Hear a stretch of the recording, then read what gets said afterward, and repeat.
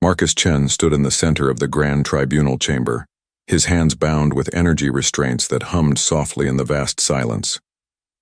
The chamber was enormous, built to hold representatives from 47 different species. Above him, arranged in circular tiers that rose toward the domed ceiling, sat the members of the Galactic Council. Some had scales, some had fur, some were beings of pure energy contained in suits. All of them looked down at the lone human with expressions that ranged from curiosity to contempt. Marcus was 42 years old, though he looked younger. He had spent the last 15 years as Earth's diplomatic representative to the outer colonies. He was a good man, the kind who believed that talking could solve problems better than fighting. His brown eyes, usually warm and friendly, now held a deep sadness. He knew what was coming. High Arbiter Velshun presided over the assembly from the highest seat. He was an ancient creature, an insectoid being whose chitinous body gleamed under the chamber's lights. His species, the Carvelians, had been part of the council for 8,000 years. He had personally served as High Arbiter for 600 years. To him, humanity was barely a blip in galactic history. Marcus Chen of Earth. Velshun's voice boomed through the chamber, translated instantly into thousands of languages. You stand accused of inciting violence, disrupting lawful commerce, and interfering with sanctioned corporate operations. How do you answer these charges? Marcus lifted his head. His voice was steady, though everyone in the chamber could hear the emotion beneath it. I answer that I did what was right. The Zerithian Corporation was raiding the refugee settlement on Hadron IV. They were taking people as slaves. Children were screaming. Families were being torn apart. I didn't incite violence. I stopped it. A ripple of movement went through the assembled council members. Some shifted uncomfortably.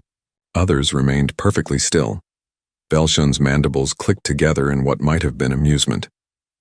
The Zerithian Corporation had legal authorization to collect debts owed by the settlers of Hadron IV. These refugees had signed contracts agreeing to labor, terms in exchange for transportation and settlement. Rights. They were running from a war, Marcus said, his voice rising. They were desperate. The Zerithians gave them contracts in a language they couldn't read. Those people thought they were signing up for honest work, not slavery. Semantics, Velshun replied coldly. The law is clear. The contracts were valid under Council Statute 742-1. You had no authority to interfere. You brought weapons. You organized resistance. 3 Zerithian officers died in the confrontation.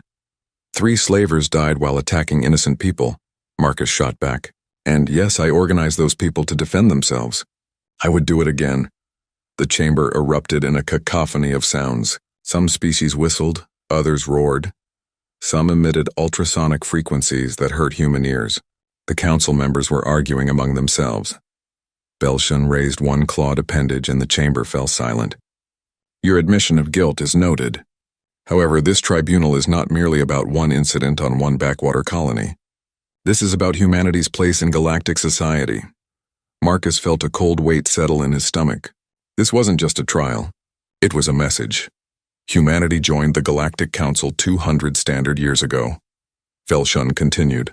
In that time you have been problematic. Your species questions authority. You debate every law. You sympathize with malcontents and troublemakers. You have been warned repeatedly to conform to established galactic norms. Is that what you call justice? Marcus asked. Conformity. We call it peace, Velshun replied. For 10,000 years, the Council has maintained order. We have ended wars, brought prosperity, and united thousands of worlds. We have done this through structure, through hierarchy, through the rule of law. Species who cannot accept this become unstable elements. Marcus looked around the chamber. He saw faces that agreed with Velshun, but he also saw others that looked troubled. The Deltharian representative, a being with purple skin and large eyes, seemed to be whispering to her neighbor. The Vryn delegation, 6 armed merchants who had worked closely with human traders, looked distinctly uncomfortable. You want to make an example of me? Marcus said quietly. Yes, Velshun answered with shocking bluntness. We believe that humanity needs to understand the consequences of defiance. You are not special. You are not above the law. You are one species among thousands, and you will learn your place. The vote was called. 47 species, each casting their vote publicly. The charges were read again. inciting violence, disrupting lawful commerce, interfering with sanctioned operations. The penalty for such crimes, especially when deaths resulted, was clearly established in council law. Death. One by one, the votes came in. Guilty, guilty, guilty. A few species abstained. The Deltharians voted not guilty, as did 2 others, but it was nowhere near enough. The final count was overwhelming. Marcus Chen was sentenced to execution by neural disruption, to be carried out immediately and broadcast to all council worlds as a demonstration of the law's supremacy. They gave him a chance to speak. Marcus looked up at the assembled species, at the beings who had just condemned him. He felt strangely calm. He thought about his daughter, Lisa, back on Earth. She was brilliant, a scientist working on advanced systems he barely understood. He thought about his wife, Maria, who had died 5 years ago from a disease the council had refused to help treat, claiming human medical issues were not a priority resource allocation. He thought about all the times he had tried to work within the system, to change things gradually, to believe that these aliens would eventually see humans as equals rather than inconvenient newcomers. "You have no idea what you've just done," Marcus said. His voice was quiet, but it carried through the absolute silence of the chamber. "Humanity doesn't forget. Humanity doesn't forgive when you murder the innocent. You think you're teaching us a lesson? You think you're keeping us in check?" He paused, and for the first time since the trial began, he smiled. It was not a happy smile. "You're not. You're showing us exactly who you are. You're showing every human in the galaxy that the Council doesn't value justice. It values control. And there's something you should know about humans. We're really, really bad at being controlled." Velshan made a dismissive gesture. "Empty threats from a dead man. Proceed with the execution." The guards, massive armored beings from a species bred for enforcement, moved forward. They placed a device on Marcus's head, a crown of metal that would send a pulse through his neural system, stopping his heart and brain simultaneously. It was considered humane by council standards. Instant, painless. The broadcast went live across every council world, as well as Earth and all human colonies. Billions of beings watched as Marcus Chen, diplomat of Earth, was executed for the crime of defending refugees. On Earth, in the military command center buried beneath the Rocky Mountains, Admiral Sarah Kowalski watched the screen. She was a hard woman, 58 years old, with gray hair cut short and ice-blue eyes that had seen too much combat. She had fought in the border wars, had commanded fleets against pirates and raiders. She had never liked politicians much, but she had respected Marcus Chen. Around her, the command center was absolutely silent. Officers stood at their stations watching the screen. Some had tears running down their faces. Others had expressions of pure rage. When Marcus's body slumped forward, held up only by the energy restraint, someone in the back of the room let out a choked sob. Admiral Kowalski's expression didn't change. She had expected this. She had warned the civilian government that the council would eventually do something like this. She had prepared for it. She turned away from the screen and looked at her senior staff. "Begin Operation Prometheus," she said quietly. "Full implementation. No delays." Her second-in-command, a younger officer named Rodriguez, swallowed hard. "Ma'am, once we start this, there's no going back." "I know," Kowalski replied. "Send the signal to all fleets. Wake up the yards. Activate the networks. As of this moment, Earth is withdrawing from the Galactic Council." "What about our people on Council worlds?" another officer asked. "We have millions of humans living and working throughout Council space. Recall protocols were activated the moment the guilty verdict came through," Kowalski said. "They're already moving. Within 72 hours, every human who wants to come home will be on their way. Those who choose to stay will be on their own, and they know the risks." She walked to the large display table at the center of the command center. It showed a map of known space with human territory marked in blue and council space in red. There was so much red. Humanity controlled perhaps 3% of mapped galactic territory. But scattered throughout that red were small markers that didn't appear on any official council charts. Hidden shipyards, secret research stations, weapons platforms, supply depots. For 200 years, even while officially cooperating with the Council, humanity had been preparing for the possibility that cooperation wouldn't be enough. Marcus Chen had been a peacemaker. He had genuinely believed that humans and aliens could find common ground, could build something better together. His death proved he was wrong. Admiral Kowalski touched a control on the table, and the display zoomed in on a sector near the Zarathian home system. "They want to teach us a lesson," she said softly. "Fine, let's teach them one instead. Let's show them what happens when you execute a peacemaker." She looked at her officers, each one of them watching her with complete attention. They're about to learn what humans do when peace is no longer an option. Across human space, the message went out through encrypted channels. Military reserves were activated. Civilian transports began the massive task of bringing humanity home. And in hidden facilities scattered across 100 star systems, ships that had been built in secret began to wake up. The Council had executed one human. They had no idea they had just started a war with all of them. The news of Marcus Chen's execution spread through the galaxy like a shockwave. On Earth, the response was immediate and total. Every major city went dark for 1 hour in synchronized mourning. Billions of people stood in silence watching footage of Marcus's last words played on every screen. Every display, every device. In the United Earth Parliament, Prime Minister Elena Vasquez addressed not just Earth, but every human colony scattered across the stars. She was a small woman with iron in her spine, 63 years old, and she had spent 30 years in politics learning to compromise and negotiate. Today, there would be no compromise. "Citizens of Earth and all human worlds," she began, her voice steady despite the grief that showed in her eyes. Marcus Chen was a good man. He was a father, a diplomat, and a believer in peace. The Galactic Council executed him for the crime of defending innocent lives. They did this not because he broke any moral law, but because he refused to accept injustice. She paused, and the camera zoomed in slightly on her face. Across human space, people watched and listened. "We came to the stars 200 years ago seeking fellowship. We hope to find friends, partners, and fellow travelers in this vast universe. We found the Galactic Council, and we tried to work within their system. We followed their laws even when those laws were unjust. We compromised even when compromise meant swallowing our principles." Her voice hardened. "No more. As of this moment, humanity is withdrawing from the Galactic Council. We are recalling all diplomatic staff. We are ceasing all trade agreements. We are bringing our people home.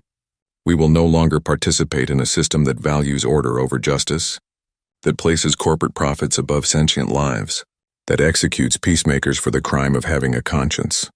The announcement hit the Council like a thunderbolt. Within hours, Council economic systems began showing the strain. Humans had quietly become essential to galactic commerce over the past 2 centuries. Human engineers maintained critical systems on thousands of worlds. Human traders moved goods through routes others considered too dangerous or unprofitable. Human doctors treated diseases in species that had never bothered to train their own medical staff for what they considered lower priority. Populations, all of that stopped on the Vrin commercial hub of Trell Station. Human Chief Engineer Sarah Okonkwo received the recall order while she was 3 levels deep in the station's reactor systems. She was covered in grease, had been awake for 20 hours straight fixing a critical failure that would have killed everyone on the station, and she didn't hesitate for a second. She climbed out of the reactor shaft, packed her tools, and left. Behind her, the Vrin station master frantically called after her, begging her to stay just long enough to finish the repairs. She didn't even look back. The reactor failed 6 hours later. The station went dark. 40,000 residents had to be evacuated to nearby facilities. The Vrin suddenly realized that the human engineer they had always taken for granted was the only one who actually knew how their aging systems worked. Similar scenes played out across Council space. Human workers, scientists, teachers, and traders received the recall order and simply left. Some abandoned projects half-finished. Some left equipment in the middle of repairs. They packed what they could carry and headed for the nearest human transport. The Council had expected anger. They had expected protests. They hadn't expected this organized total withdrawal. It was like watching someone carefully pull out every 10th thread from a tapestry, only to have the whole thing unravel. High Arbiter Velshun called an emergency session. The Council chamber, so recently filled with confidence during Marcus Chen's execution, now buzzed with worried voices. "This is unacceptable," Velshun declared. "Humanity is in breach of hundreds of contracts. Their sudden withdrawal is causing economic chaos. We must bring them back to compliance." The Vrin representative, a 6-armed merchant named Krell, spoke up. "Perhaps we were too hasty with the execution. The humans, The humans are throwing a tantrum, Velshun interrupted. They will come crawling back when they realize they cannot survive without council trade. We provide them with resources, technology, access to markets they could never reach alone. But the economic reports kept getting worse. Human agricultural exports had stopped, and several species who had become dependent on Earth-grown food were facing shortages. Human-maintained communication relays were going offline, creating dead zones in the galactic network. Trade routes that humans had mapped through dangerous space were suddenly closed, forcing ships to take longer, more expensive paths. Then the really strange things started happening. On the Council military station Outpost 7, the automated defense systems began malfunctioning. Targeting computers showed ghost images, weapon systems powered on and off randomly. The station's AI, which had been perfectly functional for 300 years, suddenly couldn't remember basic protocols. It took them 2 days to figure out that the AI had been quietly modified by a human technician 5 years ago. Not damaged, just adjusted. The human had left behind a small piece of code that lay dormant until activated by a specific signal. When triggered, it made the AI forget everything except basic life support. The code was impossible to remove without completely wiping the AI and starting over, which would take months. Similar problems appeared across Council military infrastructure. Ships found their navigation systems corrupted. Weapons platforms discovered that their firing solutions were suddenly off by critical degrees. Communication networks experienced mysterious delays. Every problem could be traced back to human involvement somewhere in the system's history. And every problem was designed to be difficult, time-consuming, and expensive to fix. The Council began to realize that humans hadn't just been working for them for 200 years. They had been studying, learning, and quietly preparing for exactly this situation. Admiral Kowalski watched the reports from her command center on Earth. She allowed herself a small smile. The sabotage wasn't her work directly, but she had known it was there. Human engineers throughout Council space had spent decades leaving little surprises behind. Insurance policies against the day when humanity might need leverage. But Operation Prometheus was about more than sabotage and withdrawal. It was about revealing what humanity had been building in secret. In a star system called Haven, far beyond Council-patrolled space, massive shipyards had been operating in secret for 50 years. They were hidden behind an asteroid field and cloaked with technology that humanity had developed independently, without sharing it with the Council. These yards had been building a fleet. The ships were unlike anything the Council had ever seen. They were sleek, angular vessels designed with one purpose: war. Human engineers had studied every Council ship design, every weapon system, every defensive technology. They had found weaknesses and built specifically to exploit them. The fleet numbered in the thousands: destroyers, cruisers, carriers, and massive dreadnoughts that could serve as mobile command bases. Every ship was equipped with AI systems far more advanced than anything Council law permitted. Humanity had signed treaties promising not to develop advanced AI, and then quietly broken those treaties the moment they realized the Council couldn't be trusted. Admiral Kowalski activated a secure channel. Her face appeared on screens in hundreds of hidden facilities across human space. "This is Kowalski. Operation Prometheus is fully active. All ships are to begin deployment to staging areas. I want."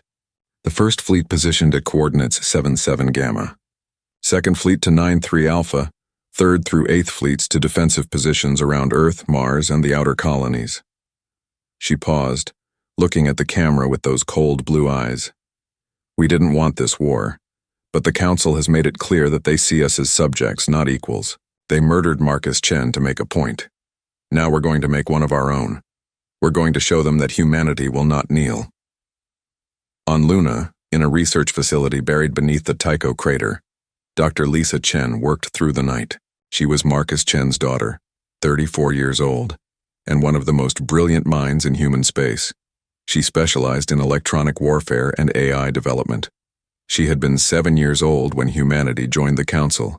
She had grown up watching her father try to make peace with beings who saw humans as barely evolved primitives. Now her father was dead, and Lisa was doing what she did best: building weapons. The Chen Protocol, named after her father, was her masterwork. It was a defensive network that used thousands of coordinated drones, each one controlled by a distributed AI that could think and adapt faster than any organic mind. The system could predict enemy movements, coordinate responses across entire fleets, and create defensive patterns that were nearly impossible to break through.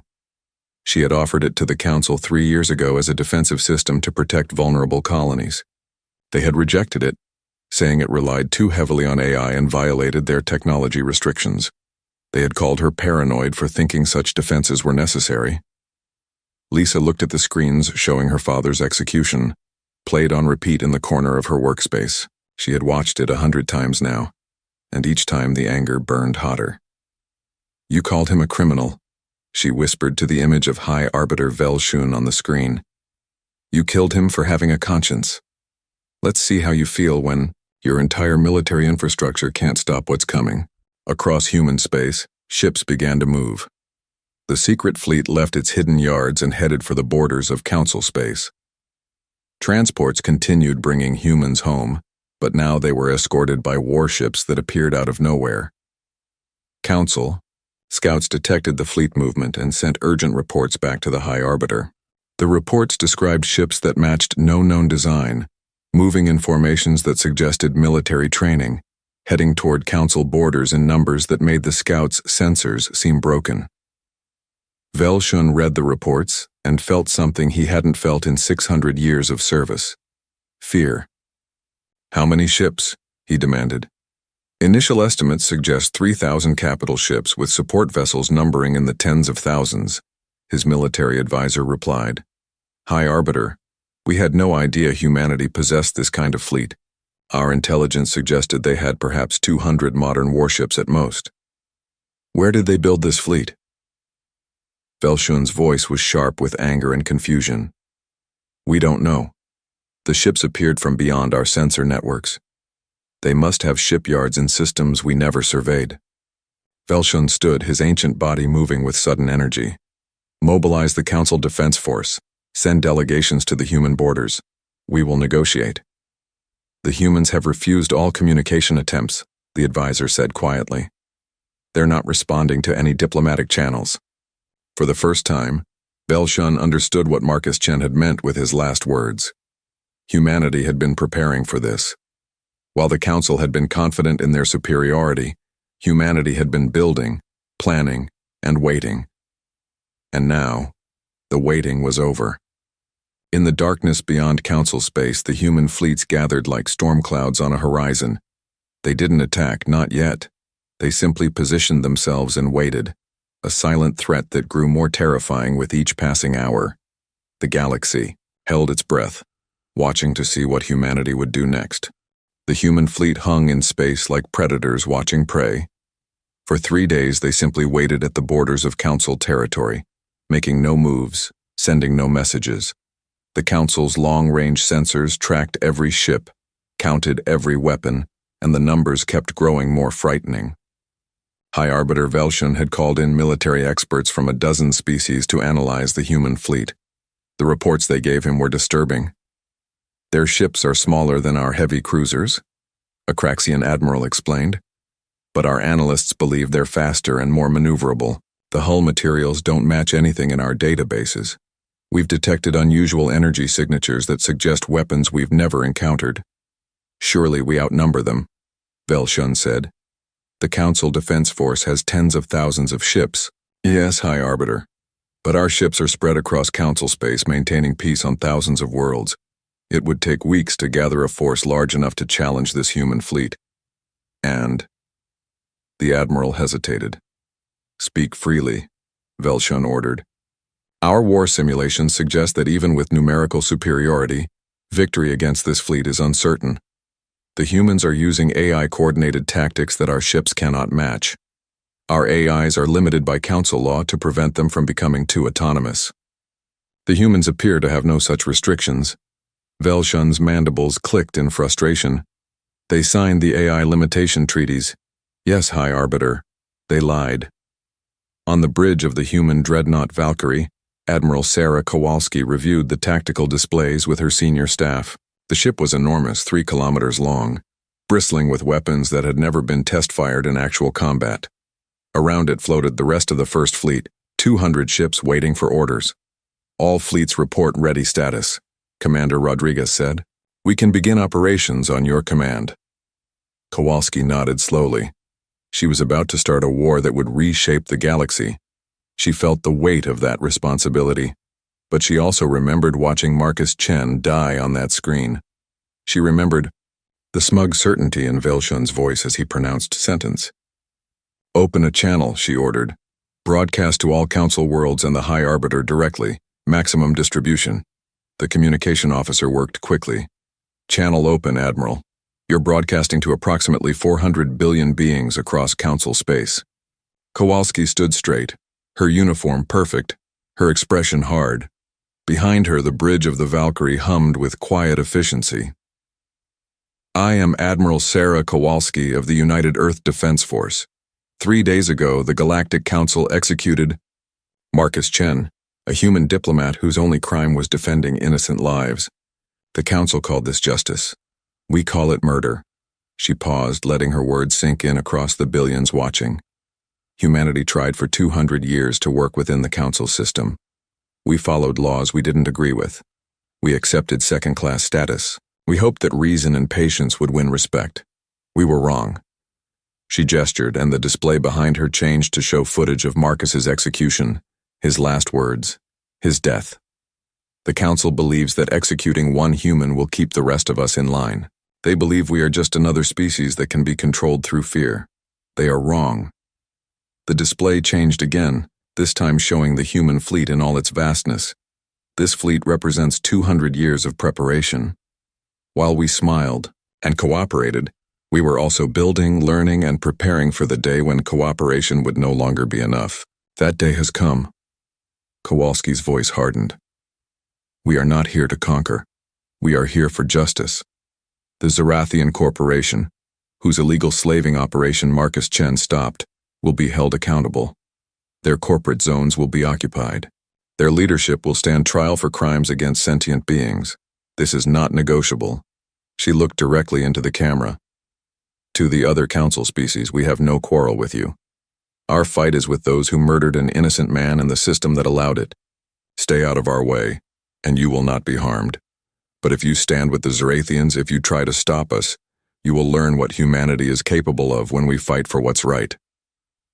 The transmission ended.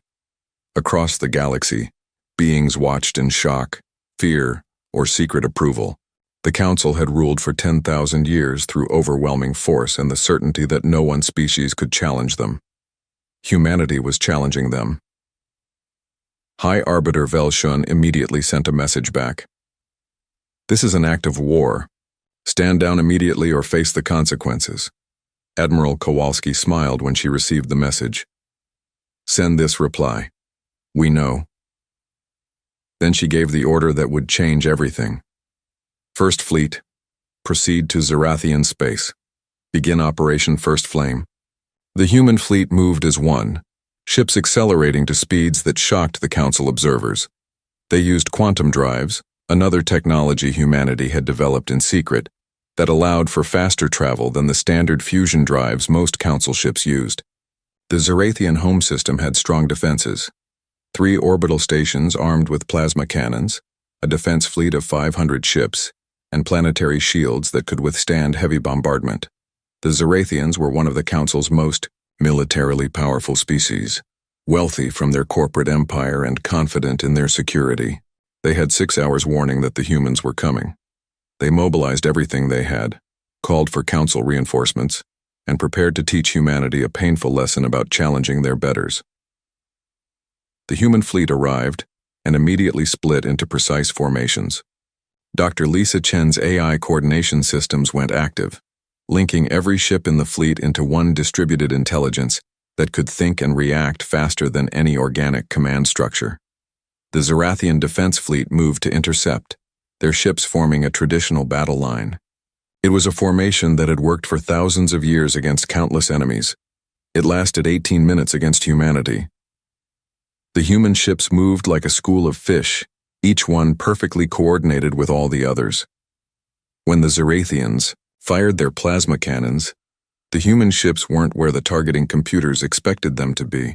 When the Zerathians tried to maneuver, they found human ships already in position to exploit every opening. Human weapons were different too.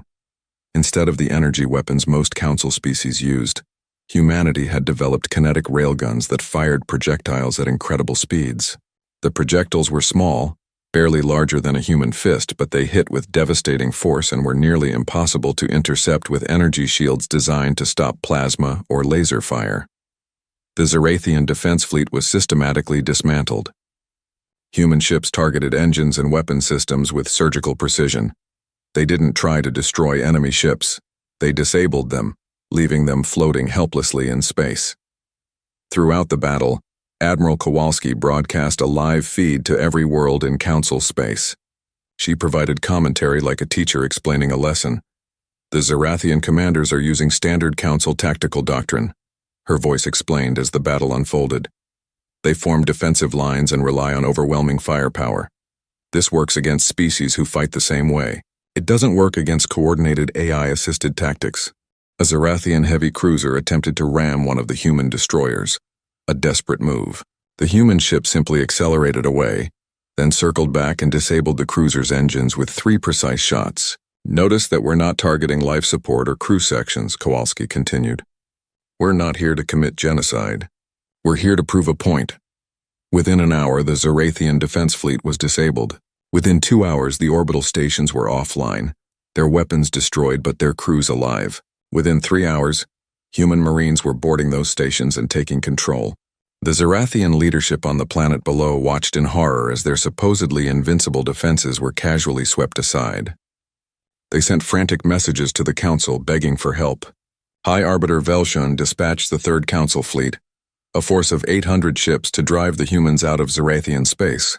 It would take them 2 days to arrive. Admiral Kowalski used those 2 days efficiently. She had the Zerathian computer systems accessed and copied. Dr. Lisa Chen's team went through 200 years of corporate records, documenting every crime, every illegal operation, every bribed official. The evidence was staggering. The Zerathians had been running slave operations on 40 different worlds. They had massacred populations who refused to sign their contracts. They had overthrown governments and installed puppet rulers. They had done all of this with full knowledge and implicit approval of Council authorities, who took a cut of the profits in exchange for looking the other way. Kowalski broadcast it all. Every document, every recorded conversation, every piece of evidence. She sent it to every world in Council space along with a simple message. This is what your Council protects. This is what they call lawful commerce. This is why Marcus Chen had to die, because he exposed this system for what it really is. The reaction across the galaxy was immediate and explosive. On a dozen worlds, populations rose up demanding answers from their Council representatives. Species who had lost members to Zerathian recruiters now had proof of what had really happened. The careful order that the Council had maintained for 10,000 years began to crack. When the Third Council fleet arrived at Zerathian space, they found the human fleet waiting. Admiral Kowalski opened communications directly with the Council fleet commander, an elderly Thraxian named Ven, who had served in the Defense Force for 300 years. Admiral Ven, Kowalski said, her voice respectful, you're a good officer. Your service record shows you're an honorable being. I'm asking you not to do this. Don't fight for the Zerathians. Don't die protecting slavers and murderers. Ven's translated voice came back. I have my orders, Admiral Kowalski. I cannot simply ignore them. Your orders are to protect a corrupt system, Kowalski replied. You know what the Zerathians did. You've seen the evidence. Is that really worth your crew's lives? There was a long pause. Then Ven said quietly, I have served the Council my entire life. I believed we maintained order, protected the weak, brought justice. If what you've shown us is true, then I have spent 3 centuries serving a lie. It's not too late to serve the truth, Kowalski said. Another long pause. Then, I need to speak with my officers. The 2 fleets hung in space, neither moving. On the Third Council fleet's flagship, Admiral Ven called his senior staff together. They had all seen the evidence. They had all watched the Zerathian Defense Force try to fight honorably for a dishonorable cause. The vote among the officers was not unanimous, but it was decisive. Admiral Ven contacted Kowalski again. We are withdrawing. The Third Fleet will not engage human forces at this time. We are returning to Council space to demand a full investigation into Zerathian operations and Council oversight. Kowalski felt a wave of relief. She had been prepared to fight, but this was better. Thank you, Admiral Venn. Your decision honors your service.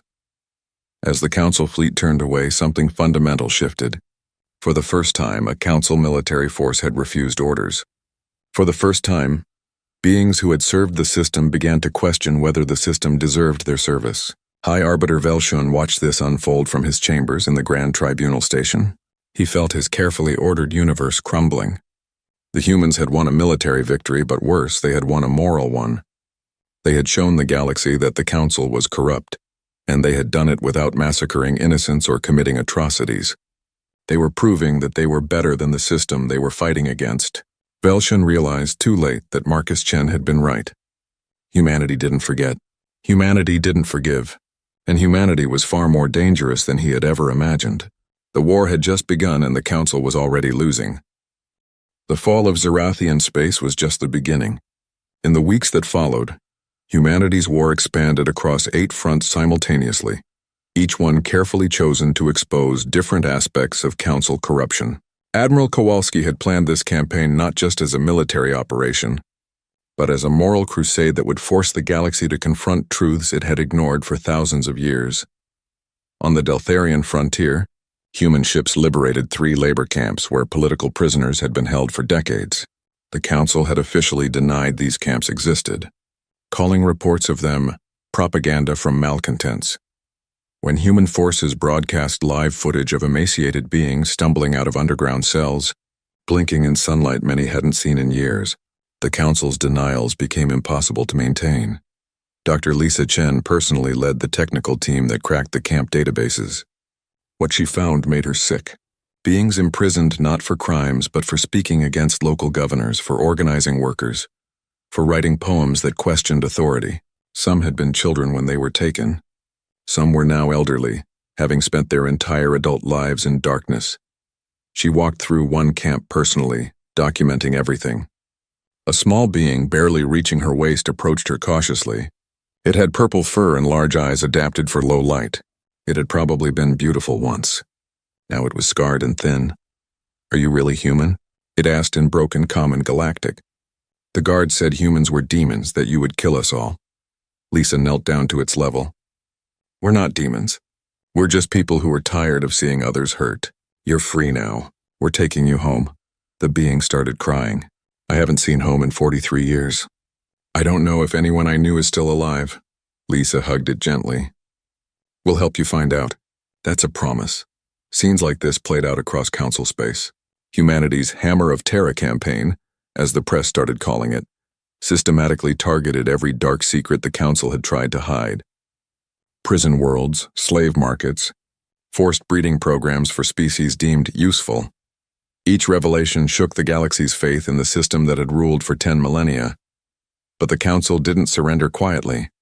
High Arbiter Velshun, growing increasingly desperate, authorized measures that had been banned even by Council law. When human forces moved to liberate the forced labor colonies on Vraxin Prime, the Council deployed biological weapons. The attack came without warning. Council ships seeded the upper atmosphere of Vraxin Prime with engineered pathogens designed to kill quickly. The targets were supposed to be human soldiers. Instead, the pathogens mutated in Vraxin Prime's atmosphere and began affecting the native population. The very beings the Council claimed to protect, Admiral. Kowalski watched the reports come in from Vraxin Prime with cold fury. Thousands dying, perhaps hundreds of thousands if the pathogen spread. The Council had just committed biological warfare against civilians to stop human liberation forces. She opened a channel to every ship in her fleet. "All forces, this is Kowalski. The Council has deployed biological weapons on Vraxin Prime. Civilian casualties are mounting. I am authorizing deployment of the Chen Protocol for planetary defense. We're going to save every person we can, and we're going to make sure the entire galaxy sees exactly what the Council just did." The Chen Protocol activated across the 6th Fleet. Thousands of small drones launched from human ships, each one controlled by the distributed AI network. They entered Vraxin Prime's atmosphere and began working with incredible precision, Some drones dispersed counteragents to neutralize the pathogen. Others created energy barriers around infected population centers containing the spread. Still others provided real-time medical analysis and treatment recommendations to human medical teams on the ground. It was the most complex rescue operation ever attempted. The AI network had to track millions of individual life signs, predict pathogen spread patterns, coordinate thousands of drones and hundreds of medical teams, all while defending against Council forces still in orbit. For 18 hours straight, humanity fought not to destroy but to save. By the end, 92% of Raxon Prime's population survived. Without human intervention, projections suggested 98% would have died. Admiral Kowalski made sure the galaxy saw everything: the biological attack, the human response, the lives saved. She broadcast the Council's own communications authorizing the weapon deployment. She showed Council officers discussing acceptable civilian casualties with the same tone someone might use to discuss lunch options. The response was seismic. On 14 Council worlds, governments fell. Riots broke out on 30 more. Several species formally requested to withdraw from the Council, only to be told that withdrawal was not permitted under Council law. 5 species declared independence anyway, saying they would rather fight than remain part of a system that would use biological weapons on civilians. Humanity immediately offered them protection and membership in what they were calling the Free Federation, an alternative to Council rule based on voluntary association and democratic principles. High Arbiter. Velshun convened an emergency session. The Council chamber, once united, was now fractured into hostile camps. Some species still supported Velshun, but many were openly questioning his leadership. The humans must be stopped, Velshun declared. They are destroying the order we have maintained for 10,000 years. Perhaps that order deserves to be destroyed, the Deltharian representative said quietly. She was the same being who had voted not guilty at Marcus Chen's trial. We watched them save hundreds of thousands of lives on Vraxin Prime. We watched them liberate prisoners we pretended didn't exist. We watched them expose corruption we all knew about but ignored. What exactly are we defending anymore? We are defending civilization, Velshun snapped. Without the Council's structure, the galaxy will descend into chaos. Species will war against each other. There will be no law, no order. There is no law now, another representative said. Not real law. Just power dressed up in legal language. The humans have shown us that. The session descended into shouting. For the first time in recorded history, Council members came close to physical violence against each other in the chamber. While the Council fought among themselves, humanity kept advancing. Admiral Kowalski divided her forces across multiple fronts, but she made sure every engagement served a purpose beyond military victory. Each battle was fought to expose another truth, to free another oppressed group, to demonstrate that there was an alternative to Council rule. The Council tried to strike back at Earth itself, sending a massive fleet of 2,000 ships toward humanity's home system. It was the largest military force the Council had assembled in 1,000 years, commanded by Velshun's most loyal admiral, a being named Krax who believed absolutely in Council supremacy. The fleet never reached Earth. Humanity had been preparing Earth's defenses for 200 years. When the Council fleet entered the Sol system, they found themselves facing not just human warships, but a defensive network that made fortress worlds look undefended. Millions of automated platforms, each armed and AI-controlled, massive orbital stations bristling with weapons, fields of mines that could distinguish between friend and foe. And backing it all up, the 2nd, 7th, and 8th fleets with orders to show the Council what humanity could do when truly threatened. Admiral Krax had expected a difficult battle. He found himself in an impossible one. The AI network tracked every ship in his fleet simultaneously. When his ships tried to advance, they found themselves targeted by dozens of platforms each. When they tried to retreat, human ships cut off escape routes. When they tried to spread out, the targeting just shifted to accommodate. In 4 hours of combat, the Council lost 600 ships. Humanity lost none, not one. Admiral Krax, his own ship crippled and drifting, opened communications with the human fleet. He appeared on screen, his alien features showing unmistakable shock. How, he asked simply. How is this possible? Admiral Sarah Kowalski, commanding from her flagship in orbit around Earth, answered him. You spent 10,000 years believing you were superior. You created laws that prevented species from developing advanced AI. From researching certain weapons, from building strong defenses. You did this to keep everyone weak while you stayed strong. She gestured at the displays showing Earth, Mars, Luna, all intact and defended by the strongest military force in known space. But we never stopped developing. We never stopped preparing. We smiled and followed your rules in public, and in private we built all of this. We learned from every species we met. We improved on every technology we encountered. And we did it all knowing that someday, eventually, your corrupt system would threaten us. She leaned forward. That someday is today. And you're losing. Admiral Krax looked at the displays showing his shattered fleet. What happens now? Now you surrender, Kowalski said. Your ships will be escorted out of Sol system and released at the border. You'll go back to the Council and tell them the truth. Humanity is not going to lose this war. We're going to win it. The only question is how many more Council soldiers have to die before Velshun accepts reality. The surrender of the Sol invasion fleet broke something fundamental in Council military morale. For 10,000 years, Council military forces had been considered invincible. Humanity had just demonstrated that invincibility was an illusion. More species declared independence. More Council fleets refused orders to attack human forces. The carefully maintained order that Velshun had spent 600 years preserving was collapsing like a sandcastle at high tide. On Luna, Dr. Lisa Chen worked late into the night as always. She was refining the Chen protocol, making it more efficient, more powerful. She had named it after her father, and every improvement she made felt like honoring his memory. Her assistant, a young engineer named James Park, brought her coffee and looked at the displays showing casualty reports from the various fronts. Surprisingly, Council casualties were relatively low. Humanity was deliberately fighting to disable rather than kill, to capture rather than destroy. Do you think your father would approve of all this? James asked quietly. Lisa was silent for a long moment, staring at her father's picture on her desk. Marcus Chen, smiling, from before the Council had murdered him for doing the right thing. My father believed in peace, she said finally. He thought that talk and reason could solve problems. The Council killed him for that belief. They taught us that peace only works when both sides want it. She turned back to her screens. So now we're teaching them a different lesson.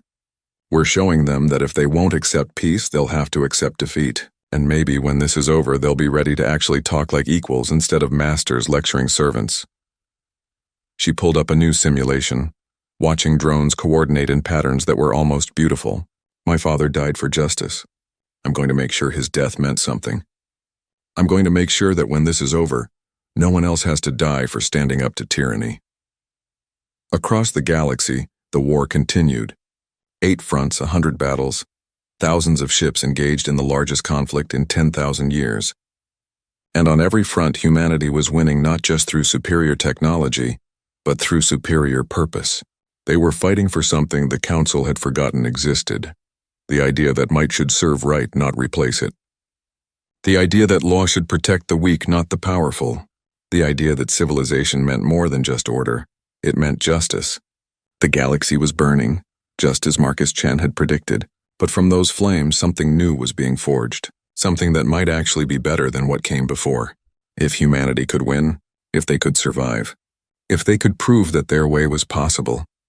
The outcome was far from certain, but for the first time in 10,000 years, the galaxy had hope that change was possible, and that hope was spreading faster than any weapon. The war had raged for 6 months when humanity finally approached the Grand Tribunal Station, the very heart of Council power. It was a massive structure, larger than most moons, positioned at the exact center of Council space. Thousands of ships patrolled nearby. Millions of beings lived and worked inside its walls. It was both a symbol and a fortress, representing everything the Council had built over 10,000 years. Admiral Sarah Kowalski stood on the bridge of the Valkyrie, looking at the station on her displays. Around her ship floated the combined 1st, 3rd, and 5th fleets. Nearly 1,000 ships, the largest force humanity had assembled at any single point. They had come not to destroy the station, but to end the war. How many defenders? She asked. Approximately 1,500 Council ships, Commander Rodriguez replied. But our intelligence suggests many of their crews are having morale problems. We've intercepted communications indicating at least 300 ships may refuse to fight. Kowalski nodded. That tracked with what she had been seeing across all fronts. The Council military was fracturing. divided between those who believed in Velshun's vision of order at any cost and those who had seen the evidence of council corruption and questioned whether they were fighting for the right side. "Open a channel," she ordered. "Broadcast to the station and all defending ships. Maximum distribution across the galaxy." When the channel opened, Kowalski spoke not as a military commander issuing demands, but as someone tired of fighting and ready for it to end. "This is Admiral Kowalski to the Grand Tribunal Station and all council forces. For 6 months we have been at war. In that time, humanity has shown you who we are and what we stand for. We have liberated prisoners you denied existed. We have exposed crimes you tried to hide. We have defeated every military force sent against us, and we have done it while taking every possible precaution to minimize casualties." She paused, letting her words sink in across the billions watching. "We did not want this war. We wanted peace, partnership, justice. We wanted to be equals in a galaxy that valued life and freedom. Instead, we found a system that valued power and control. A system that murdered Marcus Chen for defending the innocent." Behind her, the displays showed footage from the 6 months of war. Prisoners freed, civilians saved, council war crimes exposed. Battle after battle where humanity had won decisively. "We are here today not to destroy the council, but to offer a choice. High Arbiter Velshun, council representatives, defending forces, you can continue fighting a war you cannot win. More ships will be destroyed. More beings will die. The outcome will not change. Humanity will not lose, will not surrender, will not accept a return to the old system." Kowalski's voice softened slightly. "Or you can choose peace. Real peace, not the forced order you called peace before. Lay down your weapons. Open negotiations. Help us build something better. A free federation where species associate voluntarily, where law protects all beings equally, where no one is executed for having a conscience." She gestured at the station. "The choice is yours. But know this, if you choose to fight, we will win. And when we win, we will still offer the same terms we offer now. Because unlike you, we believe in justice, not revenge. We believe in building, not just destroying." The transmission ended. On the Grand Tribunal Station, High Arbiter Velshun watched from his private chambers. He was old, so incredibly old. 600 years of service, thousands of years of life before that. He had seen civilizations rise and fall. He had believed absolutely in the Council's mission to maintain order in a chaotic universe. Now he watched that order crumble, and he couldn't understand how it had happened so quickly. His communication officer entered nervously. "High Arbiter, we're receiving reports from the Defense Fleet. 47 ships have requested permission to withdraw from the engagement. They cite moral concerns about continuing to fight." "Denied," Velshun said automatically. "High Arbiter, they're withdrawing anyway. They say they won't fire on human forces who have shown restraint and mercy throughout the war." Velshun felt something break inside him. His own forces were abandoning him. The military machine he had relied on for 6 centuries was refusing to follow orders. He opened communications to the remaining loyal ships. "All forces, this is the High Arbiter. The humans must be stopped. They threaten everything we have built. Engage them with maximum force." On 17 council ships, commanders received that order and chose to obey. They were the true believers, the ones who thought order mattered more than justice, who believed the council's way was the only way to prevent galactic chaos. They attacked. The human fleet's AI defense network activated instantly. Every attacking ship was identified, tracked, and targeted. But Admiral Kowalski gave an order that surprised even her own crew. Disable only. Target engines and weapons. No killing shots unless absolutely necessary to protect our ships. The battle was brief and one-sided. Human ships moved with perfect coordination, their AI systems predicting enemy movements before the council crews even made them. Within minutes, all 17 attacking ships were disabled, drifting helplessly but with life support intact and crews unharmed. The rest of the council defense fleet watched this display of power and mercy and made their choice. One by one, ships began broadcasting surrender signals. Within an hour, every council military vessel at the Grand Tribunal Station had either surrendered or withdrawn to neutral positions. The station itself stood defenseless. Its weapons were offline, its shields down. Humanity could have destroyed it with ease. Instead, Admiral Kowalski contacted the station directly. "This is Admiral Kowalski to Grand Tribunal Station. We are sending boarding parties to take control of critical systems and ensure civilian safety. Any resistance will be met with appropriate force, but we have no intention of harming civilians. Repeat, no harm will come to civilians who remain peaceful. On the station, panic spread through some sections, while in others, beings welcomed the humans with relief. The war had been hard on everyone, and many council citizens had come to see humanity not as invaders but as liberators. Dr. Lisa Chen personally led the technical team that boarded the station. She had requested this assignment specifically. The Grand Tribunal chamber was here, the place where her father had been executed. She wanted to see it. Walking through the station's corridors was surreal. Aliens of dozens of species watched her pass, some fearful, some curious, some grateful. Her team secured the station's computer systems without any real resistance. The station's security forces had surrendered en masse. Finally, she reached the Grand Tribunal chamber. It was empty now, the circular tiers that held council representatives abandoned. She walked to the center, to the spot where her father had stood in the final moments of his life. She could almost see him there, bound and defiant, speaking his last words. "You have no idea what you've just done." He had been right. The council truly hadn't known what they were starting. "Dr. Chen," one of her team members called. "We've accessed the station's archive. You should see this." Lisa followed him to a secured computer terminal. On the screen were files marked with the highest security classification. Her team had cracked them open. Inside were records going back thousands of years. Evidence of every crime, every cover-up, every atrocity the council had committed. Genocides hidden as necessary interventions. Species enslaved and called economic partners. Dissenters disappeared and listed as voluntary relocations. It was all there, meticulously documented. The council had kept records of everything, perhaps because they never believed anyone would be powerful enough to hold them accountable. "Make copies of everything," Lisa ordered. "We're broadcasting this to the entire galaxy. Everyone needs to see the truth." While her team worked, Lisa received a message. High Arbiter Velshun wanted to speak with her. Alone. She found him in his private chamber, surrounded by artifacts from 10,000 years of council history. He looked smaller somehow, diminished. His chitinous body that had once seemed so imposing now looked fragile. "Dr. Chen," he said. His voice was tired. "You're Marcus Chen's daughter. I remember him." "You executed him," Lisa said flatly. "Yes, I thought it was necessary. I thought it would prevent chaos." He gestured around at the empty room. "I was wrong about many things." "Why did you want to see me?" Velshun moved to a window that looked out at human ships surrounding the station. "To understand.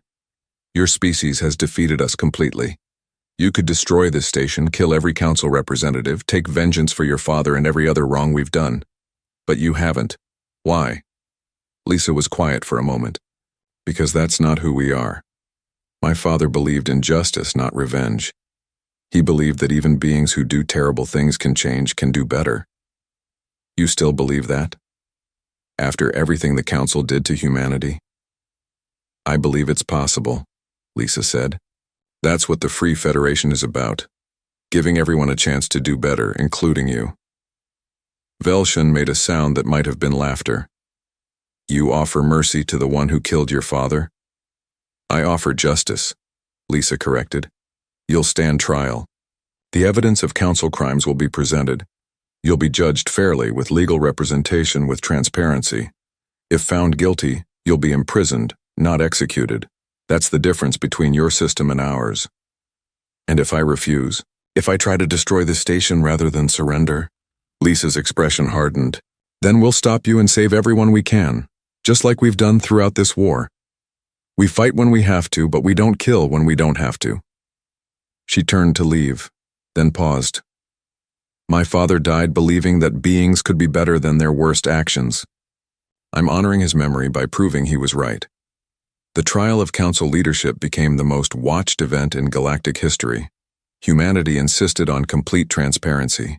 Every session was broadcast live. Every piece of evidence was made public. The accused were given lawyers, the right to present defense, the right to cross-examine witnesses. It took 3 months.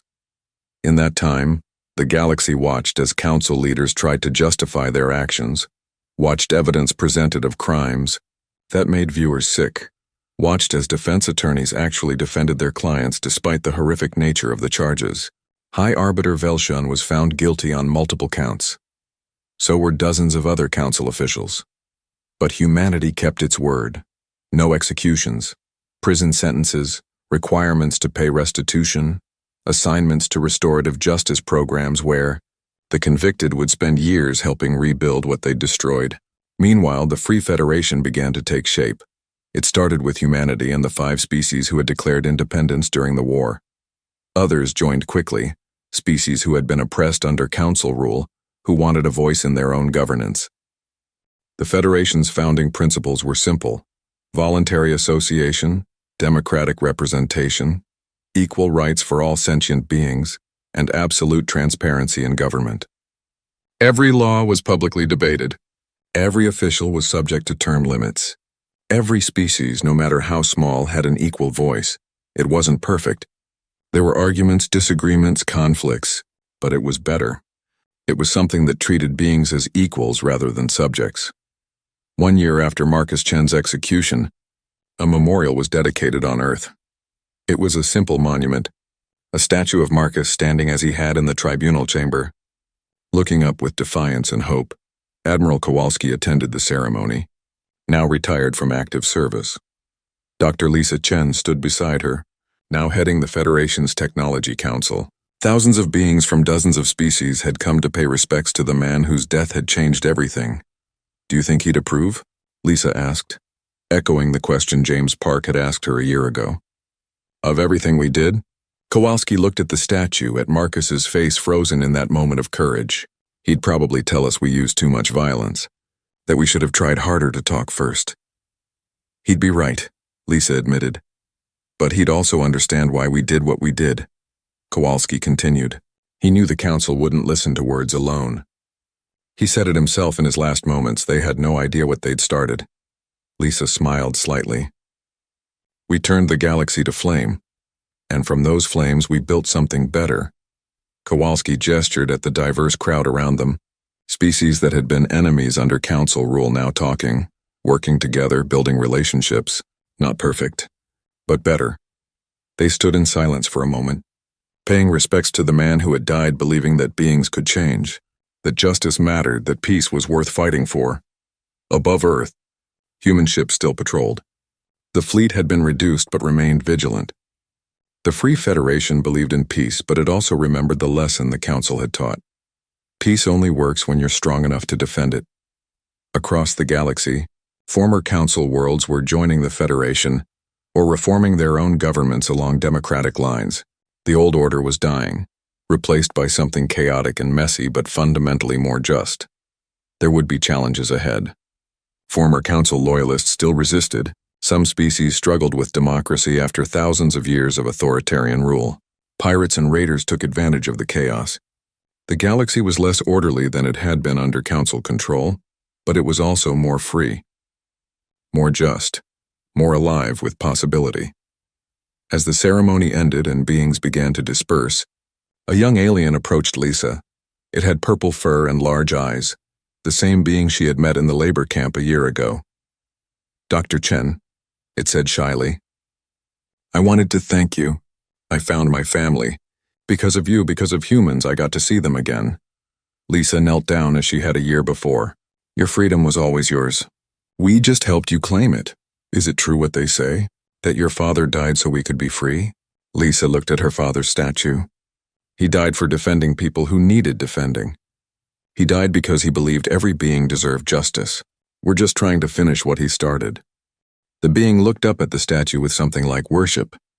We tell stories about him on my world now, about the human who stood against the Council. We tell them to our children, so they remember that one being with courage can change everything. After the being left, Lisa stood and looked out at Earth, at the ships in orbit, at the stars beyond. Somewhere out there, the work of building a better galaxy continued. There would be setbacks. There would be failures. But there would also be progress. Her father had been a peacemaker who died fighting for justice. She had been a warrior who fought with the weapons he would never have used. Together, their legacies had reshaped the galaxy. "Dad," she whispered to the statue, to the memory, to whatever remained of Marcus Chen in the universe. "I hope you're proud. I hope we made your sacrifice mean something." The wind carried her words away, up toward the stars, where a new age was beginning, an age where beings associated as equals, where law protected the weak, where no one was executed for having a conscience. The day the Council executed a human had been the day the galaxy turned to flame. But from those flames had come light, warmth, and hope, and that, Lisa thought, was a legacy worth fighting for. The galaxy would never be the same. It would be better.